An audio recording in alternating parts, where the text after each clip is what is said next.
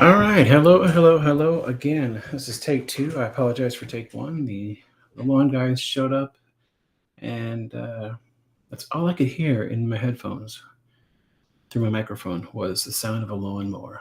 Love those lawn guys, but terrible timing, boys. Terrible timing. Showed up, and sorry about that double talk. All right. So today is going to be the first of hopefully something that becomes a series, because I want to be doing more live streams. I want to do live streams regularly, daily, at least for weekdays if I can. And one of the things that I've wanted to do to add to that is more work on comics, more comic work. So I'm calling this one Drawing and Talkin Comics. And so maybe 2 days a week to start, I will be doing like 45 minutes of work on whatever comic I'm working on. And I'm currently working on two different series. One is Oddly Normal, my long-running all ages comic series from Image, and the other is this, Patchwork Girl of Oz, which currently only a newsletter comic, but that might change soon. Stay tuned. Hopefully have some news about that coming up. We'll see. But I'm working on that a lot right now. Gearing up for something. So anyway, so the plan is 45 minutes or so of working on whatever's the current comic, whatever I have that day. I'm not going to be planning anything. It's just going to be whatever I'm working on. And then 15 minutes or so, maybe longer, of actually talking about comics that I love.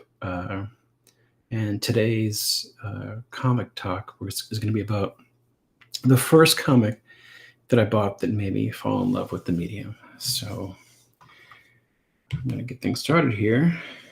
Here's what I'm working on. I'm going to be inking a page of Patchwork Girl of Oz, and this is issue 3. I gotta remind myself what I'm working on. Issue 3.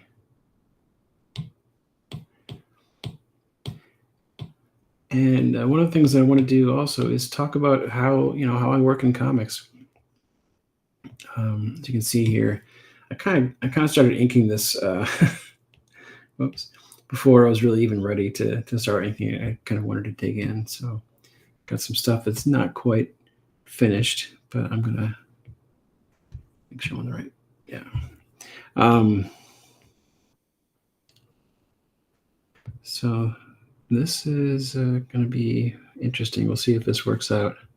I usually don't show my process for making comics like this, but I want to kind of get over that. I don't want to start doing that. I want to get over that. I don't know if it's an insecurity, but I definitely haven't shown much comic making process over the years.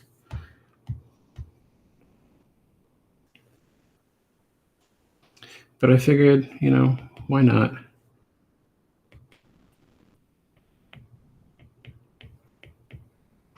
Especially if I can do it as sort of promotion for what I'm working on. That might sound cynical, but I mean that's what I should be doing. It's not cynical at all. It should be practical to want to show what you're doing.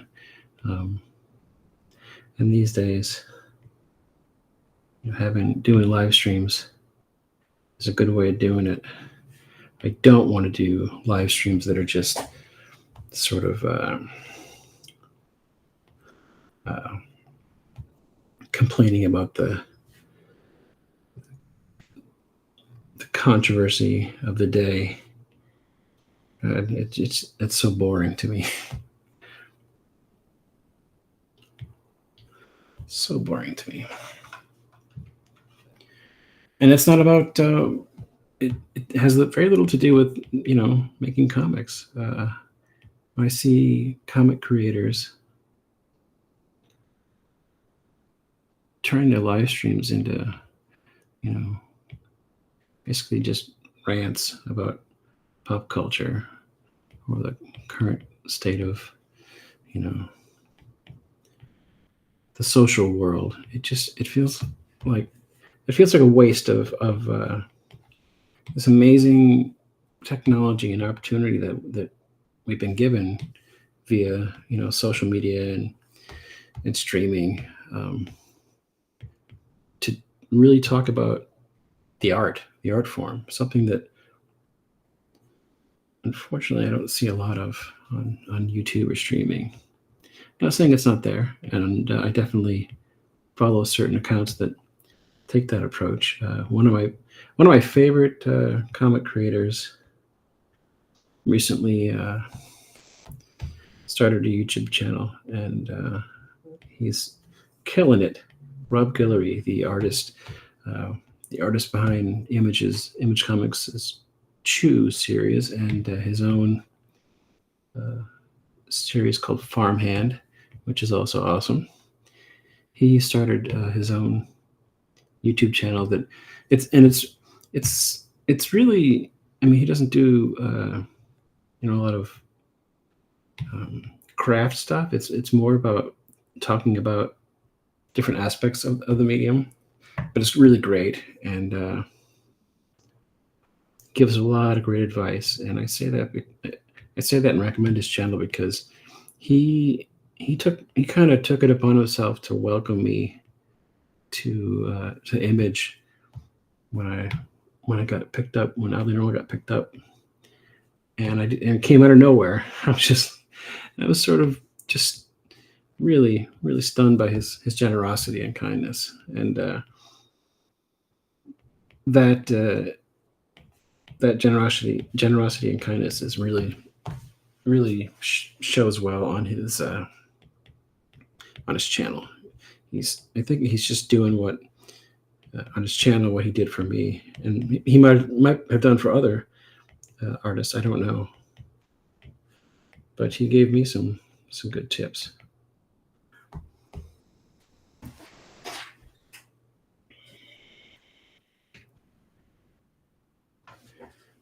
So, what else?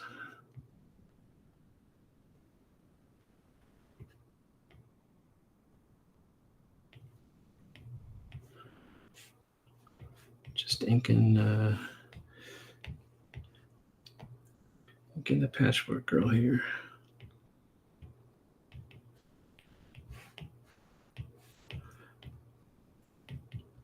I've gone through a lot of different inking brushes over the years in Procreate, and the one that I currently use and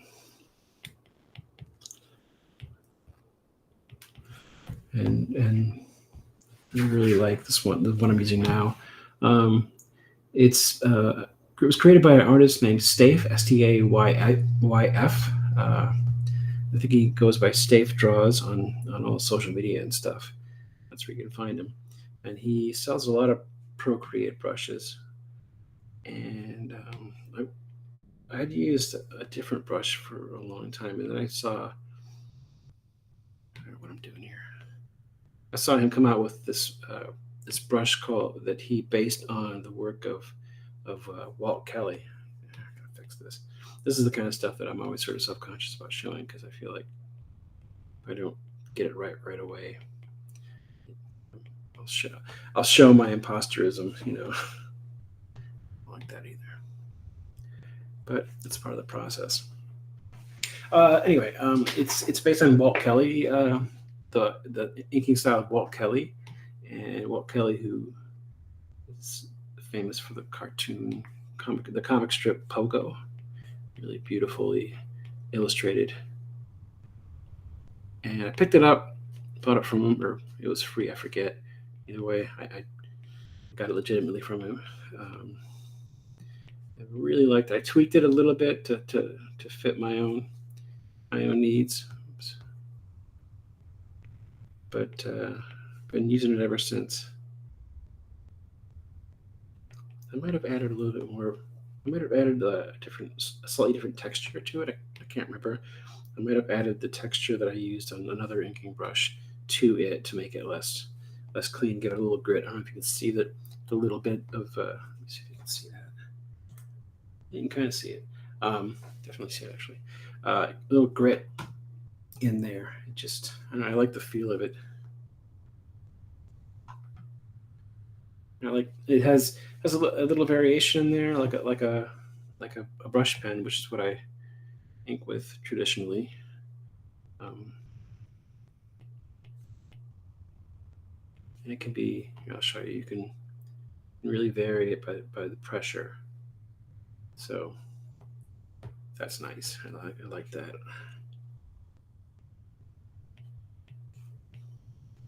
I tend to have some bad habits from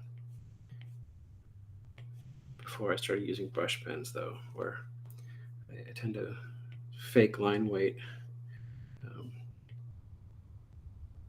You know what I mean? Like I'll go over a line like this, but then I'll tweak it afterwards. You know what I mean? Sometimes I do that when I'm traditionally inking now, where I'll go over. I'll start inking with a micron, which is it's a single weight brush or pen. There's no variation in it like a brush pen. You can't treat it like that. I'll go over the line like that, and then I'll go over it again, either with a brush pen or the same micron, and sort of add line weight to it. In my design of the patchwork girl in this comic, I gave her she's supposed to have yarn for hair, and I wanted the yarn to kind of resemble dreadlocks a little bit, so that's why she's got that. But it's basically big, thick strands of yarn. But I thought it would be a fun way of making sure that every drawing of her looks a little different. You know what I mean? Even if I was sort of, I tend to draw the faces sort of similar, especially when I'm doing the 3/4 view. But it helps to be able to draw the hair a little different to make it look a little different. Because when you're drawing these characters over and over in a comic, one of the challenges is finding it in you to vary things. I think a lot of artists don't consider that when they go into the world of actually making comics. It's a storytelling medium and primarily. So I think a lot of artists who think, oh, I'll draw comics because comics are cool and I can draw cool things. They forget that storytelling comes first. It takes precedence. Sometimes that means drawing some boring stuff or drawing, stuff that you like drawing over and over and over. And that can also lead to some monotony. But as you can tell, I move around a lot when I'm working. I tend to really just jump around. I set goals for what I want to get accomplished during each day. I have a system that I've developed where I know exactly how much work I need to get done. And I call them processes. I know that I can do a certain amount of processes a day, or I can schedule a certain amount of processes per day. And to me, a process is either pencils, and by that I mean full digital pencils, inks, or colors. I don't include lettering in that assessment, because lettering, I'll show you actually. I do my lettering or at least I throw in the lettering here. You can see it there. The text is already in there at the layout stage, at the initial layout stage, which is very, very rough. I do rough lettering because to me that's all part of the text is as much, the lettering is as much as important as the drawings. So you got to make things work together. It's words and pictures, man. Words and pictures. Anyway, I know that I can do a certain number of processes per day. So that's how I schedule my work days.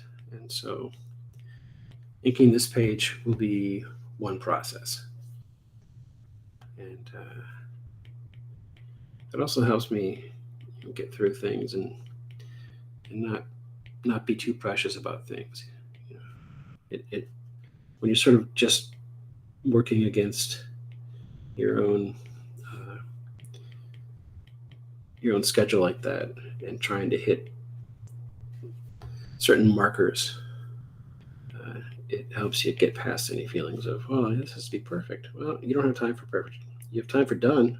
And then maybe later on you can tweak it to get closer to what you think of as perfect. But done. There's this thing called the cult of done that I like, and I like the one of the phrases in it is done is the engine of more. So finish things, then you can finish more things. Chasing perfection will just keep you from getting things done. All right. At least that's my theory. And as usual, if you're in the chat room, please say hello. I'm available to chat and say hello. I like that.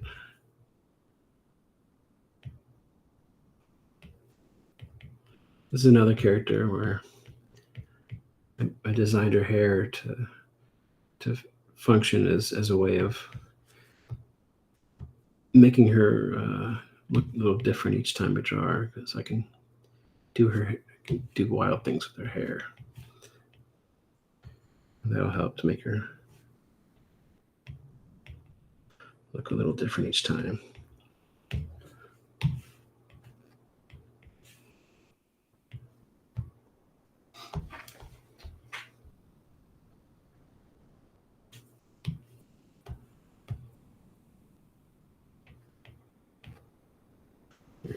Do what I usually do with hair, which is get the base down right here, and then go in and create those curls. And try not to be too precious about it. So I'll go in and edit them a little bit more once I got the basics down.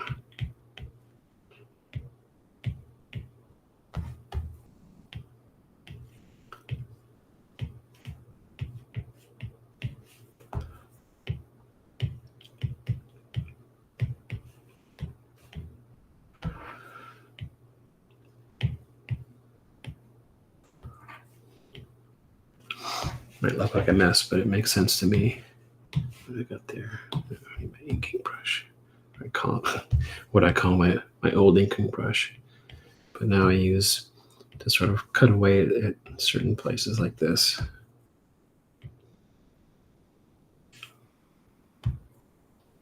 And give it a little bit more like textures.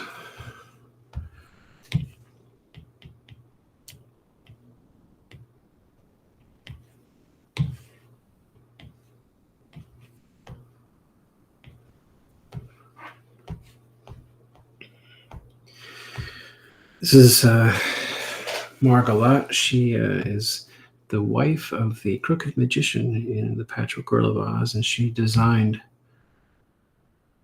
the Patchwork Girl. And I kind of wanted to give Patchwork Girl, big and wild hair to mirror her. So I designed the Patchwork Girl first, and then I designed Margalat. And when I designed Margalat, I was like, you know what? She probably is sort of a little narcissistic and would give her hair sort of like herself. You know what I mean? So that's when you're designing characters, thinking of who the characters are can really be helpful.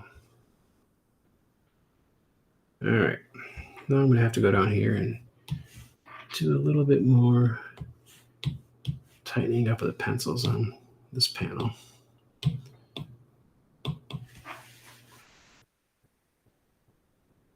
Wow, no, it hasn't been. Start at 1:15, so round 2, I will switch over to talking about comics. Like I said, I'm gonna actually show. I'm gonna do sort of what the cartoonist kayfabe boys do or did, and actually have the comic here and talk about it. And I think I'm doing that for a number of reasons.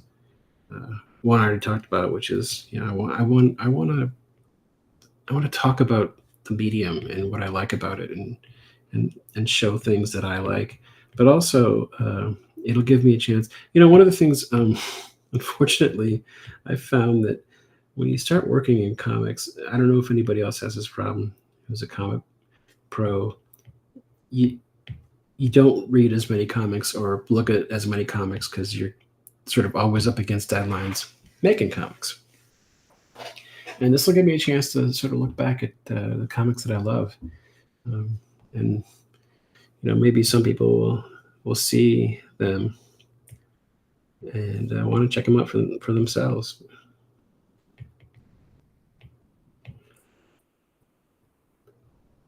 But so that's my plan. What did I intend to draw here? Oh, that's right. Fingers going like this. So she's sort of a big lump right now. She's not yet alive.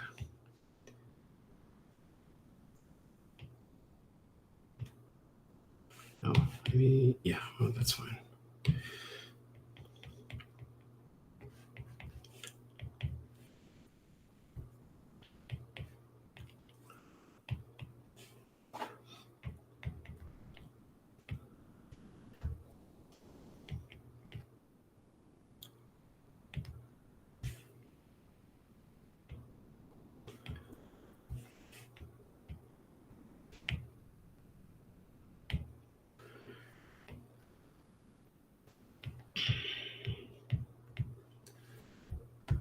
Let's redo that.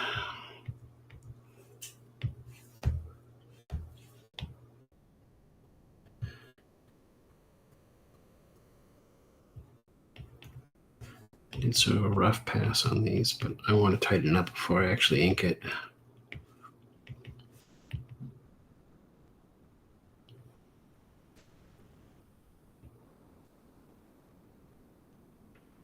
When it comes to comic characters, I'm very much like my big influences are actually more like animated movies when it comes to how I approach my comics. I sort of look at them and try to treat them like comic adaptations of. Oh, look at that! That doesn't work. Of movies that already exist. That's sort of my approach to it. It works better like that. And so I tend to stay really on model, except for variations like I said with the hair. But it bugs me when I'm drawing a comic character and they don't quite look like themselves, and so it's sort of led me to be pretty anal about staying on model.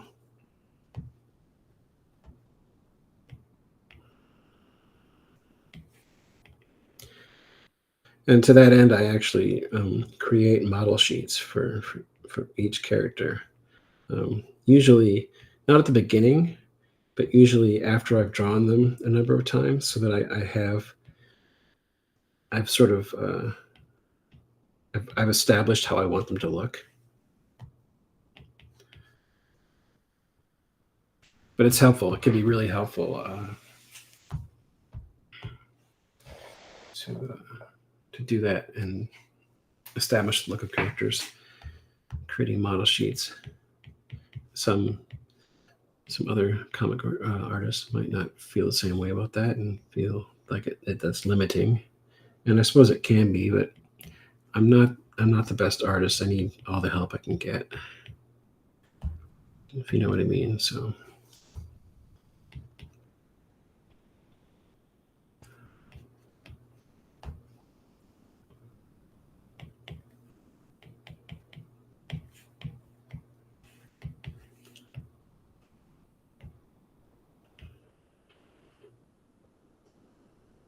doing?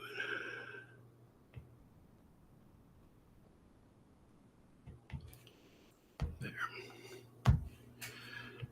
I usually only do sort of refined drawings for Margot has a streak of gray, one like tube of curls that goes up, and I usually only sort of define that when I'm doing the pencils. The rest is messy. I just kind of get a shape in there before I ink it.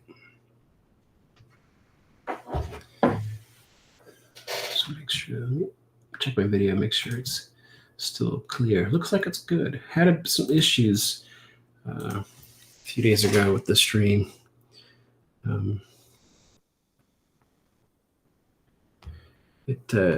It got all blurry, and I didn't catch it, and that's on me because I didn't realize that I use an app called Camo Studio for the camera, and then I plug that into Rumble Studio, and Camo Studio, it was set to autofocus, and that was not very smart because it kept catching my head or my hand and refocusing, and I didn't notice it. But I figured out that I set it to manual, it doesn't change, so that's good. I fixed that problem.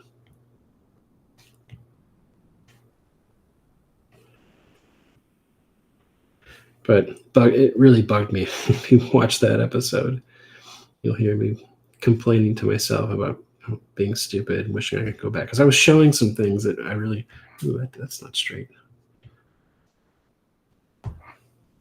I was showing some things that, and basically talking about things that I was showing, and it was all blurry. And it kind of ticked me off that I didn't realize what was going on. All right. Let's see. I'm going to go in here.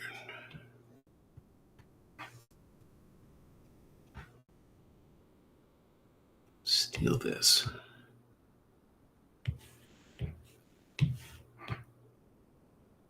Throw that up there.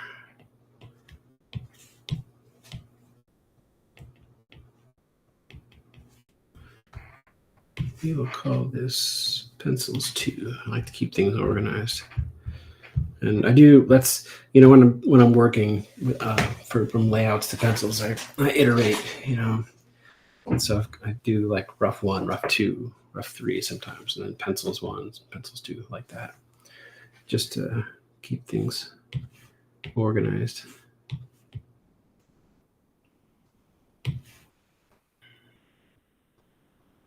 I'm just doing something else that I do often is I'll draw the characters in, like for this panel here, I sort of have an idea. You can kind of see where I've started drawing the steps in, that the glass cat's walking down. But I didn't finish it. I only needed to know where the character is going to be walking. So I like to put the characters in to the environment first, so that they're drawn the way I want them to. Because that's where readers will look at. They'll look at the characters first. They'll look at the characters' faces mostly when they are reading a comic. That's after they read the dialogue. And very briefly, you should try that sometime. Read a couple comic pages and notice where your eyes are, and it's like you almost don't look at the art sometimes up on the first read because you're just experiencing the story. So I tend to focus on the characters like that. I'm going to turn this off. Turn all that off, and then lower the opacity. We'll keep inking this stuff. And when I'm inking, I tend to start with eyes on the characters because, again, that's where we look the most. It's where humans are sort of naturally prone to look when they're looking at looking at other humans or other animals. To be honest, we're looking at their eyes, and we get a sense of the rest of them in a general way. And that's just, it's just a basic thing. So I tend to do eyes first. Eyes, then nose and mouth. Faces usually are inked first. Because I figure if that's the first thing that readers are going to be looking at, I want to get that right. And so I should probably make sure that's right, and then tackle the rest of them, the rest of the area.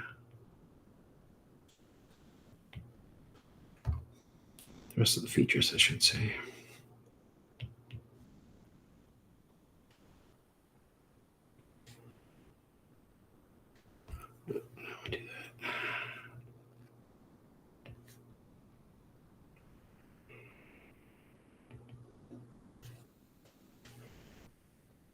Okay, about 15 minutes or so, I'm gonna switch over to talking about the first comic that I ever bought that made me kind of fall in love with the medium. I'd read comics sort of before then. I guess I shouldn't talk about it yet. I'll spoil it.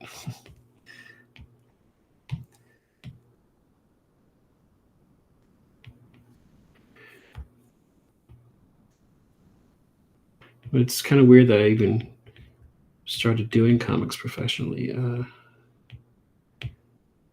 I read comics when I was a kid, and I took a little break after I became kind of disillusioned with comics.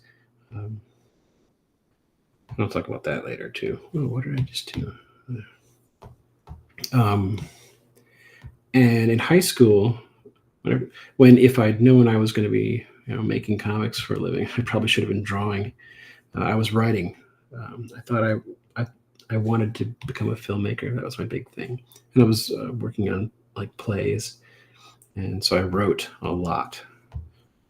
Wrote a lot in high school. Plays, short stories, unfinished novels, that kind of thing. But it was when I was in the film program, a brief stint in community college. One day I was driving home and I stopped at a comic shop just randomly for the first time in a long time. It just happened to be the week that Spawn #1 came out in 1992. And I just remember being blown away by the cover. I'd never seen anything like it. And that got me back into comics and got me back to drawing. And well, here I am today, doing this.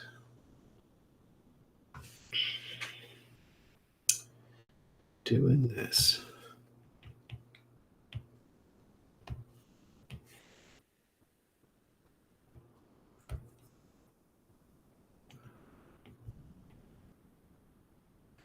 And it was weird because I kind of, in the same way that I'd become disillusioned with comics. I was sort of becoming disillusioned with film.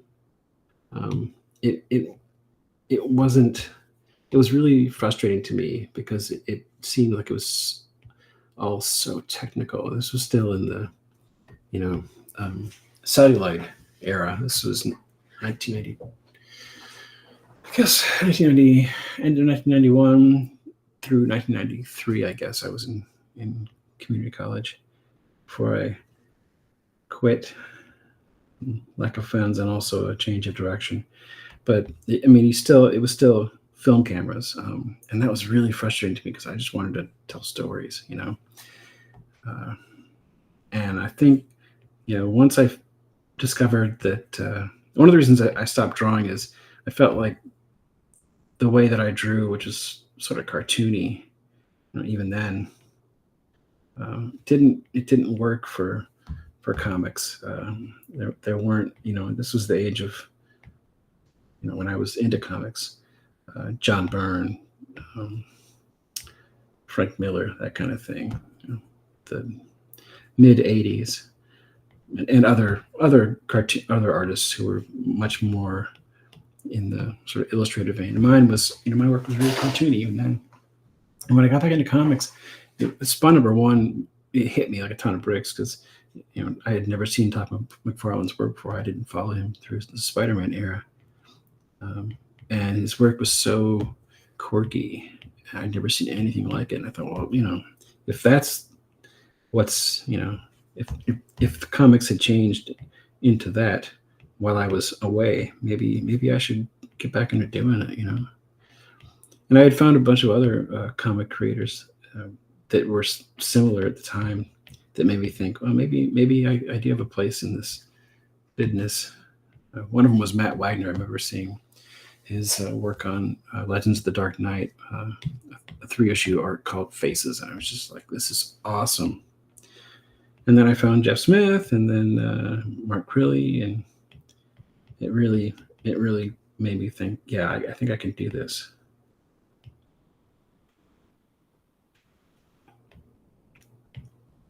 My work would still go through a lot of changes as events in my life progressed, and I joined the Air Force, and other things happened. But it was always sort of me coming back to that feeling of, if I can be a cartoonist, I think I can make this work. Because when I was reading comics at first and thinking maybe I'd do comics in the 80s, there were cartoonist comic book artists, Sergio Aragonés, Don Simpson, who did Megaton Man. But these were all humor comics. There was nobody, at least then, that was sort of mainstream doing more cartoony work like Todd McFarlane would eventually do.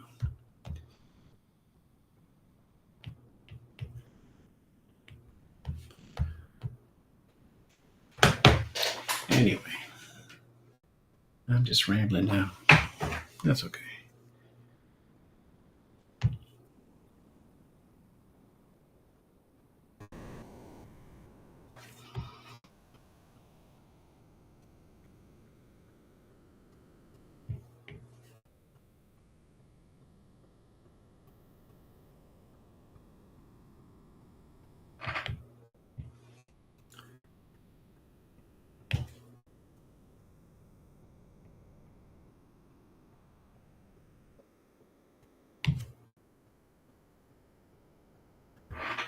I like being able to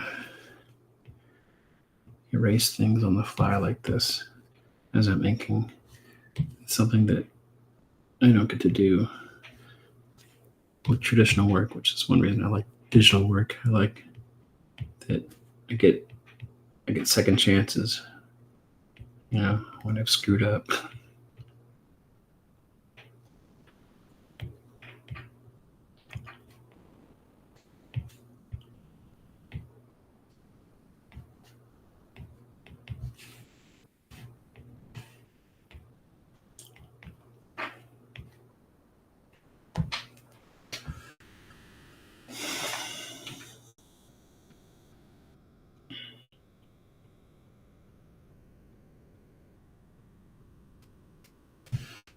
Okay, let's keep making that patchwork, girl. Oh, do I have something? Pardon me while I check something.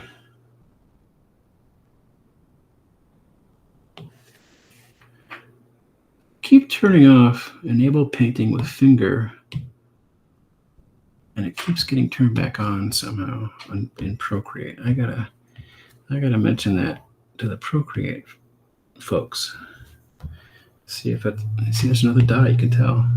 Luckily it's not doing it here, but I wonder if it's they changed it so that it's like it applies to each document individually.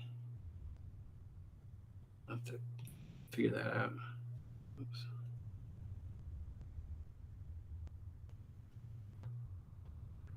I just realized I gotta add some things to these ladies.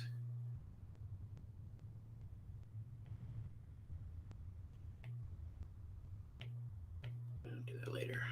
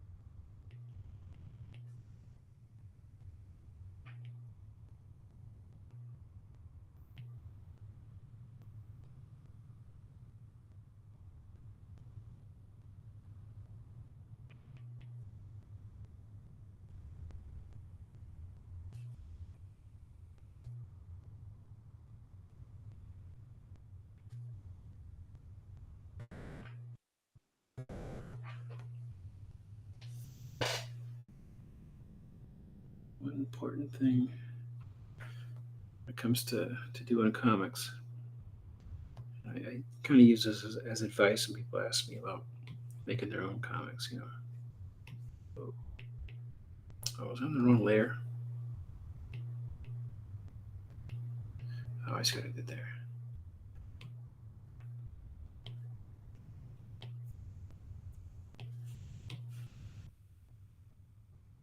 Uh,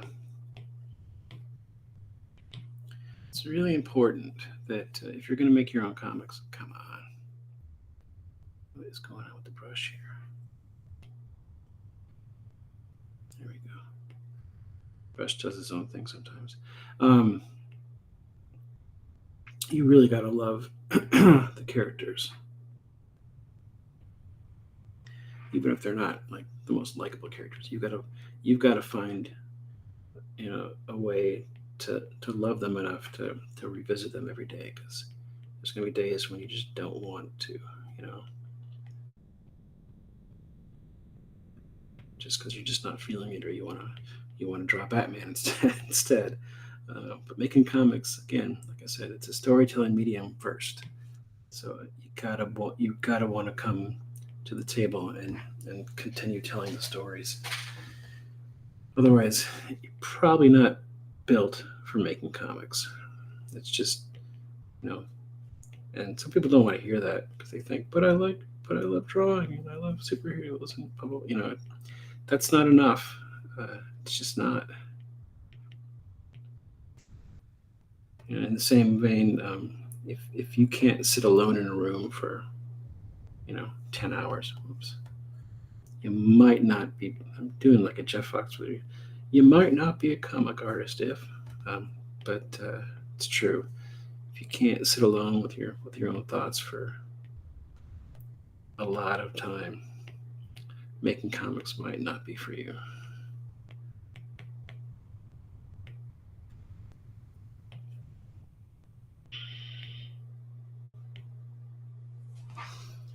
Because that's what the job is, almost exclusively. Yeah, it's fun to do comic conventions. It's fun to meet people. It's fun to do live streams and all that good stuff. But mostly it's just sitting alone doing this.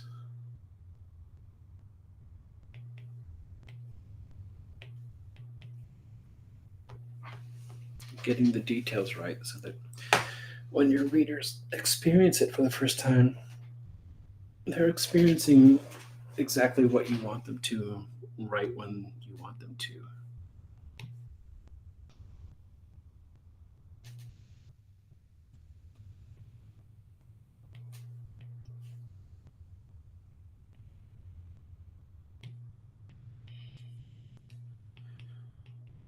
I bring a lot of my own. Like I said, I approach my comics like adaptations of animated movies that already exist, and so I bring a lot of my film and cinema thoughts to it. And because of that, I tend to not do a lot of comic booky things, elaborate panels. I tend to be very straightforward in my storytelling, and my shots and my compositions, and even observing the 180-degree rule to a certain extent to keep the audience tethered in the space where the story is being told, to keep them oriented, I should say.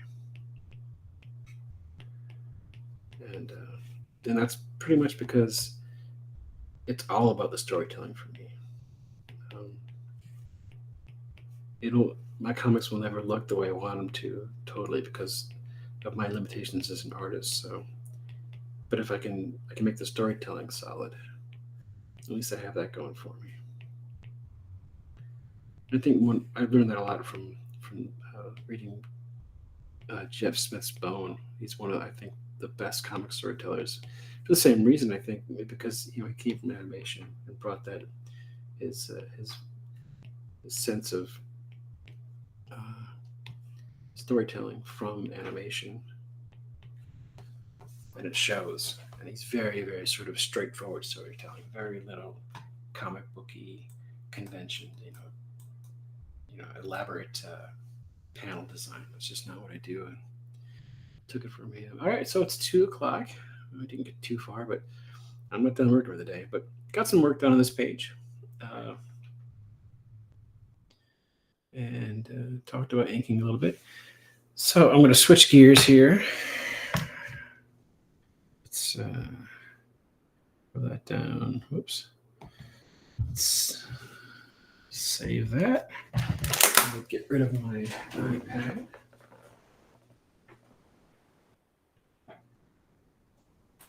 And it's time to talk about comics. Let me turn the temperature down a little bit. There we go. So, this Uncanny X-Men 174, this comic means more to me than any single issue in the history of comics. It's the comic that first made me fall in love with the medium, and it's kind of ironic and we'll talk about this one in a minute, but it's aside. Made me fall in love with comics, and it's kind of funny that I think of it that way because the title is Romances. Let me make sure that there we go. Get it focused. It's from October of '83. At least that was the publication date, which means that it's what it came out actually earlier. I feel like this was like a summer or fall comic when I first bought it. But anyway, this was the first one. I walked into a local community shop when I was riding around town with me and my friend. Actually saw it on a spinner rack. On the spinner rack in a convenience store. And I remember looking at it and thinking, that doesn't look like the comics that I'm used to seeing. Because up until that point, I was what, 10? I would have been 10 years old in mid '83. My birthday's in December. Until then, I kind of thought comics were stupid because I thought of them as sort of the Biff Bam Pow sort of thing, from the old Batman TV show.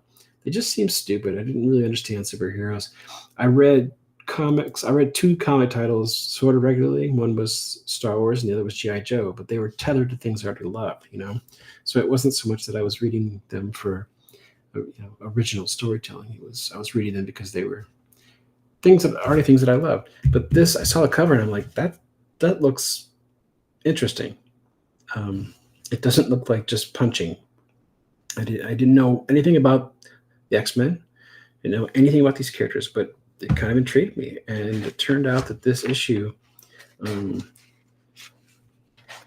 through it, there's no. I just remember flipping through it. There's a little bit of action, not much. There's no action. There's no punching. There's no silliness going on. It seemed like it was about the characters. And even at age 10, I was a weird kid. I was more about the characters and storytelling in the things that I love, which was mostly movies. And I remember thinking, this is kind of interesting. I wonder what it's like. And so I picked it up and started reading it. And immediately it was, this issue was sort of a break in the action for the story arc that was going on. It was Scott Summers was with Madeline Pryor, and and she kind of resembled somebody else. So he hinted at that. Didn't know who the other person was, and it was all about the relationships that the characters were going through at the time, and the troubles and the highs and the lows. And this is sort of the end of Logan and Rico's storyline, and so I didn't know what was going on, but it made me so interested in finding out about them. And again, even this issue, Paul Smith, his artwork still blows me away. It's so beautiful and so straightforward. Not a lot of comic book stuff going on. It's really sort of panel to panel, straightforward stuff. There's a little bit going on here where Peter breaks the panel border, but that's done for effect.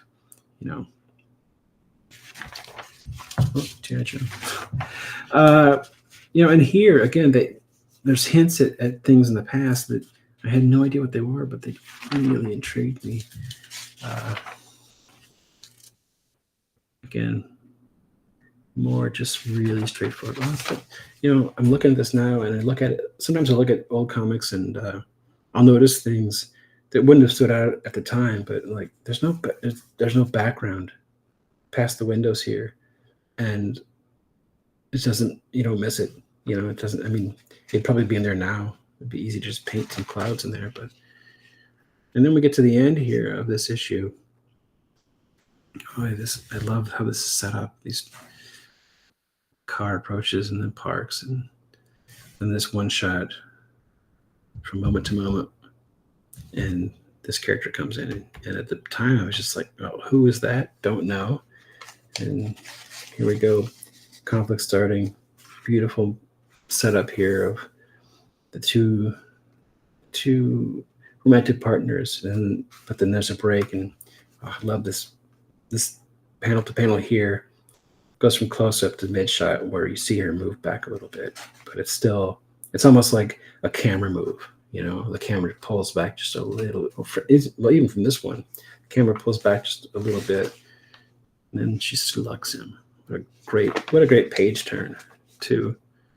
Speaking of which, there's another great page turn come up here. And again, I didn't quite understand at the time, why he was putting on these glasses and stuff. I guess it kind of says here, but it was weird. And then it had the big page turn. Well, here, revealing Dark Phoenix, who, again, had no idea who this character was, but I thought, well, that's really cool. That's really cool. And this is issue 174 of Uncanny, and the next issue would be issue 175, which actually turned out to be the 20th anniversary, it would have been the 20th anniversary of I think of X-Men. Let's see here what's coming next. No, it doesn't.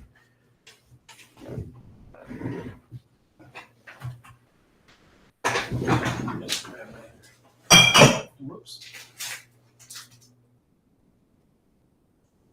Pardon me when I grab something here. Yeah, here it is. Yeah, 20th anniversary. This is the next issue, and it just so happened I bought the first comic I ever bought was the one before this great issue of comics. It was a double size issue. Look at that, 60 cents to $1. It would cost a whole $1.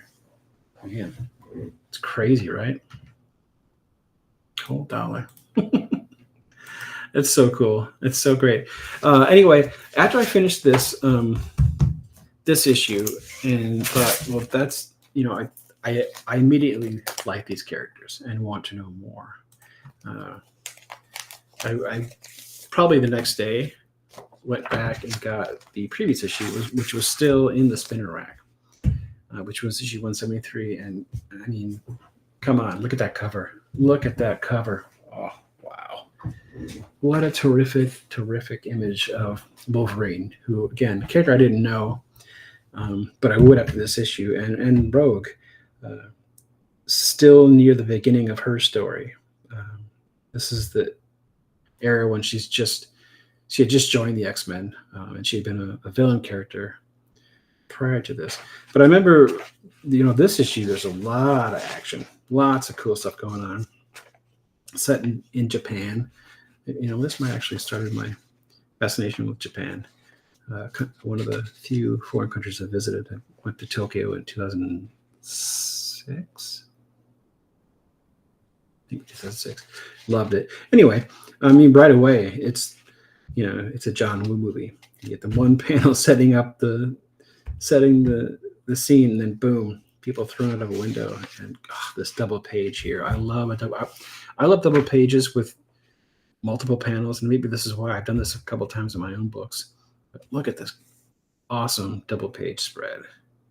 Huge, big top panel, and then these little staccato moments below. That's just so cool. It's so great. Really great storytelling. And so much going on, too. There's another page that's really beautiful. You got the establishing shot here. That's a tall panel. And so, like in cinematic terms, it's almost like, because this is where your eye's going to go. It's going to start here where it says elsewhere. And your eye's going to come down. So it's almost like a shot that pans down. It forces your eye to move down. focus on these characters, and then you start getting the little moments here. But I mean, how beautiful is that? I need to look at old comics more. Remember what I loved about them. Get some ideas. Oh, this is kind of cool too. This grid here, and then this moment is so great, where she wants to sort of thank him with a kiss, and you don't see what happens here, but the way that Paul Smith has inked these little weird lines around her, and it makes it feel like that there's a jarring moment. You don't know what's happening. And there's that. No, such good storytelling. Such good storytelling. I really love Paul Smith's work. And unfortunately, the issue after I started reading the series, this one, towards the end of this issue, they make the switch over to John Romita Jr.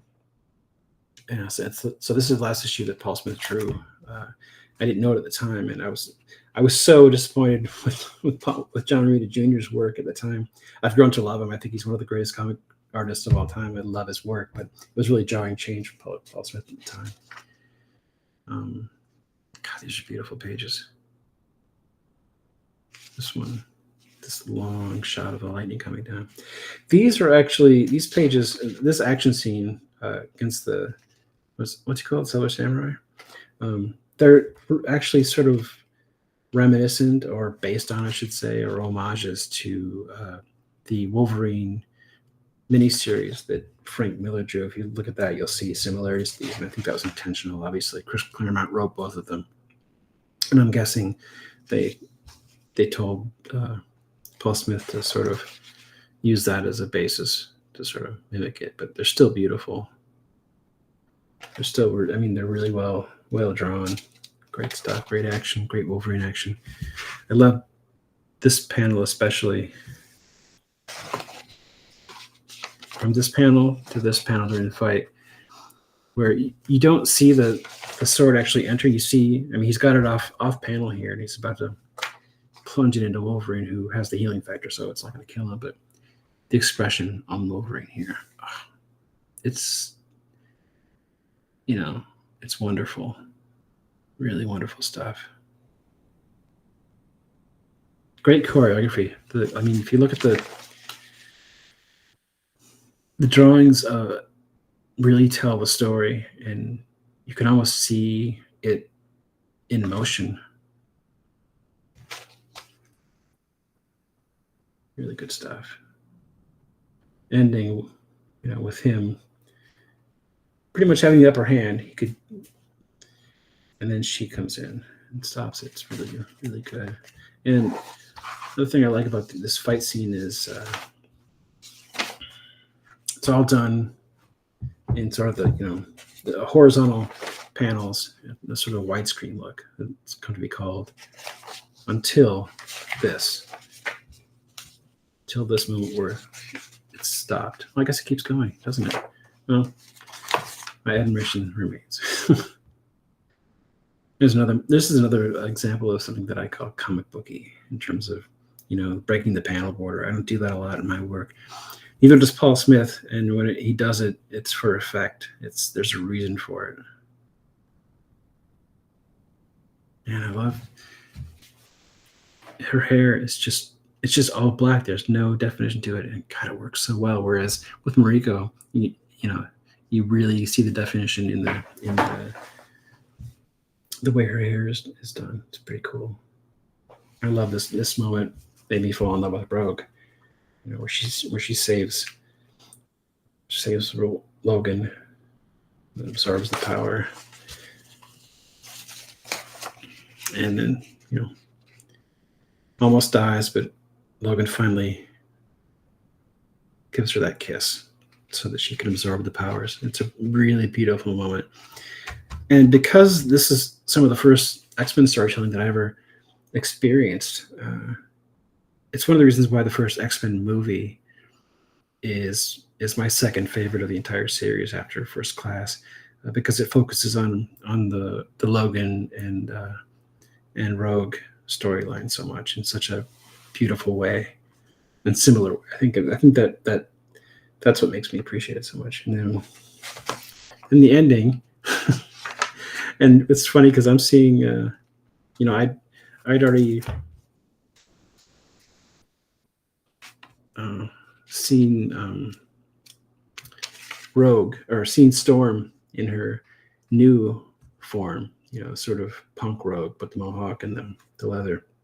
So this wasn't a surprise to me, but after reading this issue, and seeing where she started, the scenes, where are they? Back here. I didn't know Storm too well, but this still made an impact on me. The big change, and it's one reason why Punk Storm is so. I love that character so much. Anyway, again, this is all character stuff, she's a mutant. She flies in, but it's still, that's not what's important about the scene. It's her transformation and Kitty's reaction to it, and it's just so beautiful. And in this moment here, where Madeline, who's this, she's a normie, she's a civilian, and she's been asked to take care of something, doesn't know what it is, thinks it's a cat, turns out to be a dragon, and these 4 panels.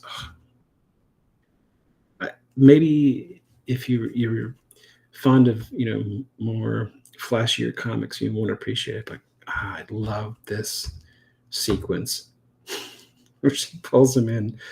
What places have you gotten me into? It's just really great. And of course, the wedding that doesn't happen. This ad was Brooklyn Bulletin. So I'm gonna take a break here for 1 second and talk about this. This was my first encounter with John Byrne artwork, and I remember thinking, "That's awesome. Who is that, and what can I find out about this guy?" And then I eventually did, and he became my favorite comic artist. Then there's this terrific ending.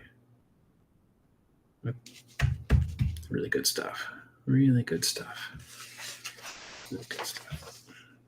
Anyway, that's it. Those are the.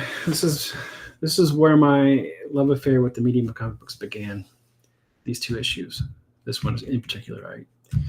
I just seeing them again. It brings back so many memories, and makes me want to reread X-Men again, which I've been planning to. I have like issues 1 through 250 on Comixology. I bought all the Marvel Masterworks omnibuses, and they're just amazing. And I haven't read them. Maybe I should go back. Time to get back and fall in love with comics again. Great stuff. All right. That's all for today. I'm probably going to be back tomorrow, work on some more commission stuff, but for sure on Friday, I'll be back for another Makin and Talkin comics. And I'm not sure which comic I'm going to talk about that day, but show up at 1 p.m. Central and see what I got on the agenda. Thanks so much for watching. Please like and subscribe and all that good stuff, and I will see you tomorrow. Take care.